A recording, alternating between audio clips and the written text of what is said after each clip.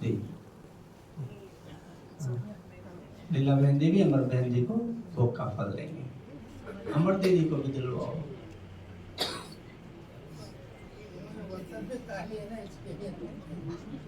और अभी मैं निवेदन करूंगा आदरणीय लीला दीदी जी से, दादी जी आपसे मिलके गए हैं, अपना अनुभव सुनाएंगे। आदरणीय लीला दीदी।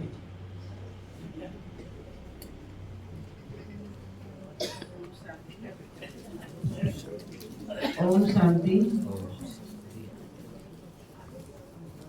इस कॉटेज की विशेषता है बहुत बड़ी। हर कोई, चाहे बाहर का हो चाहे अंदर का हो, चाहे टीचर्स हो चाहे ब्राह्मण हो, छोटा हो बड़ा हो, ऐसा कोई नहीं सुना मैंने जो एहसास ना किसको हो जो दादी यहाँ ना हो। हर कोई बोलता है दादी यहीं बैठी है। और हमको कोई अगर प्रॉब्लम भी होता है ना तो भी हाँ पूरा हो जाता है। प्रेजेंट अभी अभी की कोई बात थी, अभी कहाँ की बहन थी, पटना की थी बहन कोई, उसको बहुत समय से प्रॉब्लम था और दे नहीं रहा था, कृष्णा भाई सर्टिफिकेट नहीं दे रहा था उसको। मैंने बोला तुम जाओ दादी के पास, पहले बाबा को सुनाओ फिर दादी को सुनाओ, तुम जो प्रॉब्लम उसको सुनाओ, हम तो क्या कर सकते हैं। हम शुरू से यही काम किया। जब दादी नहीं कुछ थोड़ा कर पाती थी तो मैं बोलती थी उसके पास जाओ, उधर जाओ। मैंने बोला अभी कोई नहीं है घर में, अभी जाओ बाबा दादी बैठी है। और सचपच मैं बोला जाओ, फिर करुणा भाई है, मृत्युंजय भाई है, ये लोग बड़े लोग बैठे हैं, पहले उनके पास जाओ, बड़ों के पास दादी बैठी, बाबा बैठा है। और सचपच इतने सालों के बाद था वो अपने आप सब कुछ इजी हो गया। कैसे हुआ? दादी से और बाबा से। तो हम यही विश्वास रखती हूँ और जो भी आते हैं लोग, हम यही रहते हैं हमेशा। यहाँ बाबा और दादी बैठी है, सदाई दादी बैठी है और दादी बोलती मैं सदाई सब कुछ करती हूँ मैं बैठ कर, और मैं सब कुछ देखती हूँ। और हमको भी यही एहसास होता है सदाई दादी मेरे पास है। दादी भले सूक्ष्म में है, स्थूल में नहीं है, लेकिन हमेशा दादी मेरे पास है। हम हमेशा एहसास करती हूँ और आज भी करती हूँ मैं। आप जो भी जाते हो पहले दादी के कमरे में जाना, आपको खुद को एहसास होगा। हम बोले ना बोले लेकिन आप खुद अनुभव करना है। इसलिए हम जो भी जाते पहले दादी कमरे में जाओ और जाके 2 मिनट भी 1 मिनट भी खड़े रहो वहाँ और अपने आप को साइलेंस में रहो और बैठो वहाँ। तो हमेशा हमारे पास में बाबा और दादी है और आगे भी रहेगी और सदाई रहेगी। हमारी ये है शुभकामना। ओम शांति। मैं निवेदन करूंगा आदरणीय मृत्युंजय भाई जी से, आप भी दादी जी के प्रति अपने दिल के भाव रखें। हाँ जी, हाँ जी, अमर बहन जी भी सुनाएंगे। अभी तो संदेश सुनाए फिर अपना अनुभव सुनाए।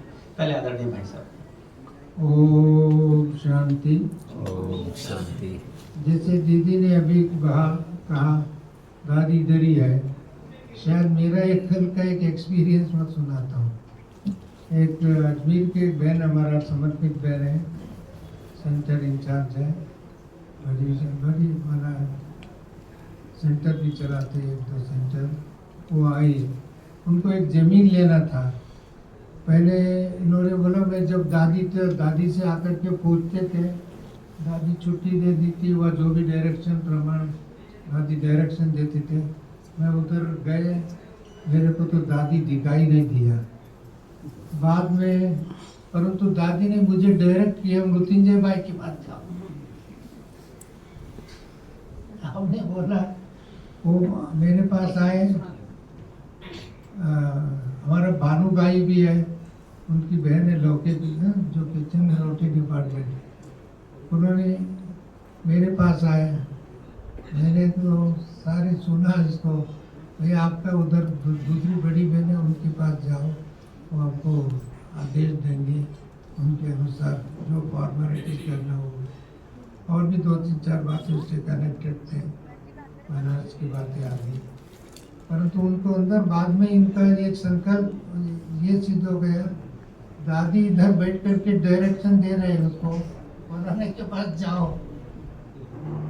बाद में मेरे पास उठ करके बाद में जानने लगी, मेरे को बहुत बहुत संतुष्ट हो गए, मेरी बातचीत हो गई, मेरा काम हो जाएगा अभी, ऐसा करके बोले। ये कल की एक्सपीरियंस है। कल का है। हाँ, अच्छा, और ये जो मैंने सुनाया, ये हमारे पास जो हमारे सबसे पहले आपको मालूम हो, दादी जापान गई थी, फिर लंदन गई, लंदन के बाद दादी सर बॉम्बे गई, सर कलकत्ता गई। कलकत्ता में सबसे पहले जो सेंटर खुला है, ये बिंदु बहन का जो राय बगान का है ना, वो सेंटर खोला। उसके साथ एक बहन पुरानी रहती, बहुत सालों से इसका प्रॉब्लम था, आज पूरा हुआ। जो आपको प्रैक्टिकल में अनुभव जो सुनाया वो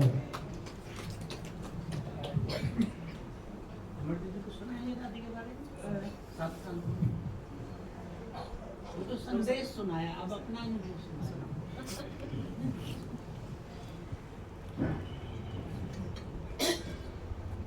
ओम शांति। ऐसे तो सभी दादियों का अनुभव है, हमको तो लीला बहन का भी अनुभव है। लीला बहन ने ही मुझे सब कुछ सिखाया, साड़ी पहनने भी नहीं आता था।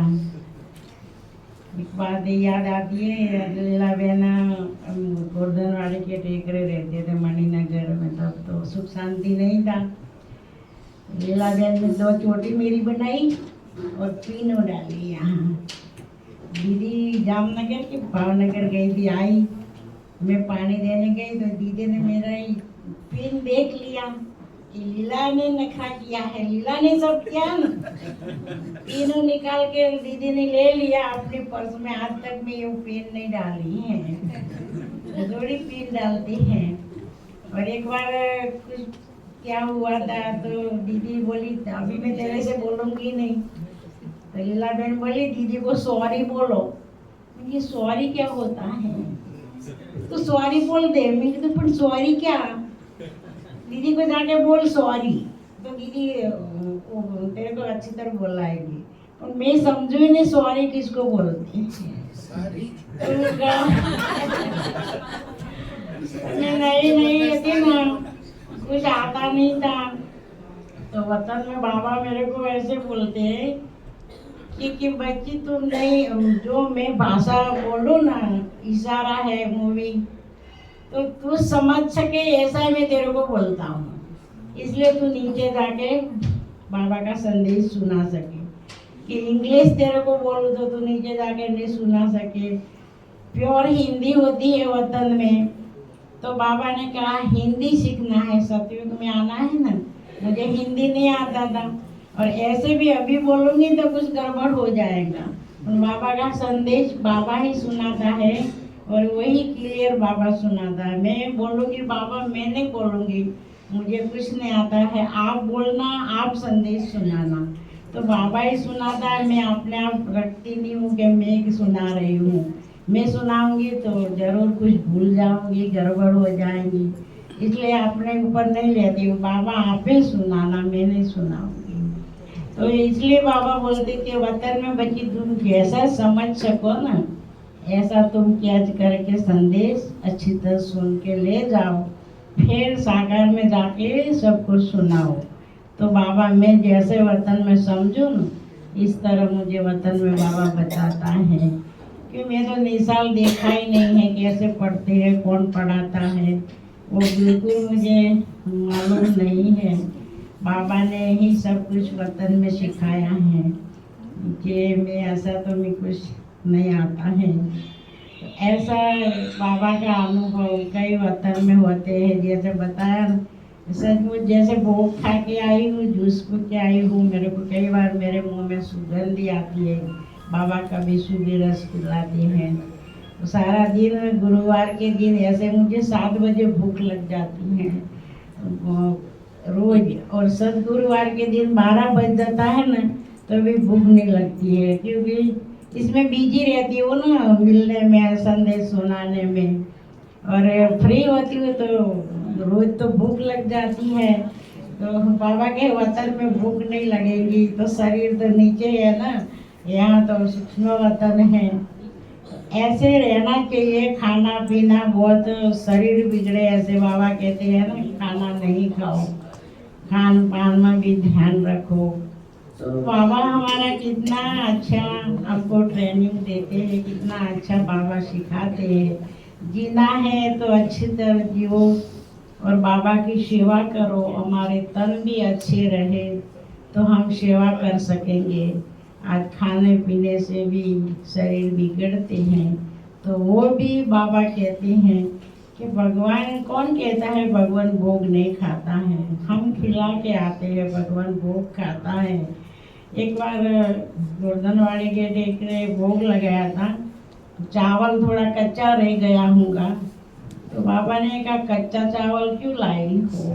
तो इसका मतलब भगवान भोग खाता है। गुरुवार जन्माष्टमी में तो रखा होगा मक्खन, तो बाबा ने कहा चीनी नहीं डाली, फीका लाई हो। तो सचमुच भगवान भोग खाता होगा तब पता पड़ा कि फीका लाई क्यों बोले। और मैं तो भोग देखा, ऐसे देख के जाती हूँ, चखा तो नहीं है ना कि फीका है, चीनी डाली है नहीं डाली। इसलिए बाबा कहते हैं हमारी दादियों ने भोग में विश्वास, बाबा में विश्वास, इसमें संशय नहीं जाना चाहिए। हमारी दादियों ने, बाबा ने कहा और वही किया, कभी संशय नहीं दादियों में गया। किस बात में, कोई बात में संशय। पहले वतन की दवाओं दादियों खाती थी और ठीक हो जाती थी। आज कितनी भी दवाओं खाओ, बीमारे होते जा रहे, बीमारे होते जा रहे। फिर भी बाबा की याद में कहो कि फल खा रही हूँ, फ्रूट खा रही हूँ। सचमुच मुझे अनुभव, कई वतन की दवाएं, हमारे रमेश भाई मधुबन आ रहे थे, उषाबेन दोनों वर लोटेस में रहे, तो 1-1:30 बजा होंगे, 2 बजा होगा। उषाबेन दरवाजा ठोक के सल्लाबेन खोलो, अमर को अभी अभी वतन में भेजो। 2 बजे रात को रमेश को बहुत खुजली आ रही है, अमर जल्दी दवाई लेके आवे। अभी मेरे को दीदी ने उठाया, उषाबेन आई है रात को वतन में दीदी। बोला हाँ कुछ दवाई लेके आओ बाबा। रात को बाबा वतन में थी, दवाई कैसे देंगे? बोला देंगे। तो मैं उठ के पलंग में बैठी तो नींद आ गई, ऐसे हो गई। उषाबेन और दीदी सामने बैठे, दीदी ने बोला जाके आई? मैंने कहा नहीं, मुझे तो नींद आ गई। दीदी ने कहा मुँह धुलाई करके बैठ। उषाबेन बेटा, रमेश को बहुत खुजली आ रही है, बेटा तुम जाओ ना, जल्दी दवाई लेके आओ ना। फिर मुँह धुलाई करके सोफा में बैठी और फिर बाबा, रमेश भाई को बहुत खुजली आ रही है तो मुझे रात को भेजा है। रात है, वतन में तो रात नहीं दिखाई पड़ती, पर नीचे तो रात है, 2 बजा है और बहुत खुजली आ रही है। और वतन में कई बाबा ने दवाई बताया, तेल कहाँ और इसमें कुछ डालने का याद भी नहीं है। फिर भारती बहन को कहा लोटस में, इसको उठाया, फिर दवाई फिर उषाबेन ने लगाया। फिर इतना शांति से रमेश भाई सो गया।